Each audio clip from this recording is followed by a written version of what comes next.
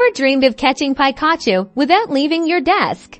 Today, we're diving into the exciting world of playing Pokémon GO on your computer, unlocking a whole new way to explore the Kanto region and beyond. First, you'll need an Android emulator. Think of it as a virtual Android phone running right on your PC. Will be using a popular and reliable option. Head over to their official website and download the latest version for your operating system. Once the download is complete, run the installer and follow the on-screen prompts. It's a straightforward process, usually just a few clicks until the emulator is installed and ready to go. Now launch the emulator the first time it starts.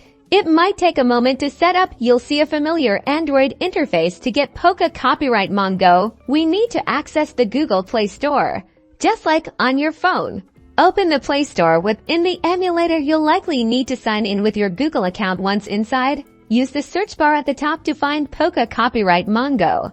Click on the Pokémon GO app and then select the Install button. The game will download and install directly onto your virtual Android device. Once installed, you'll see the Pokémon GO icon appear on your emulator's home screen. Go ahead and tap to launch the game.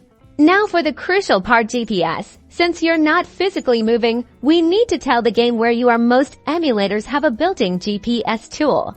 Look for a location or GPS icon, often in the emulator's sidebar. Click it, and you'll likely see a map. You can either search for a specific location or manually input coordinates to set your virtual position. Choose a desirable location, perhaps a park known for spawning rare Pokémon, and confirm your location on the map, and there you have it. You're now ready to embark on your Pokémon GO adventure right from your computer. Enjoy your expanded gameplay experience.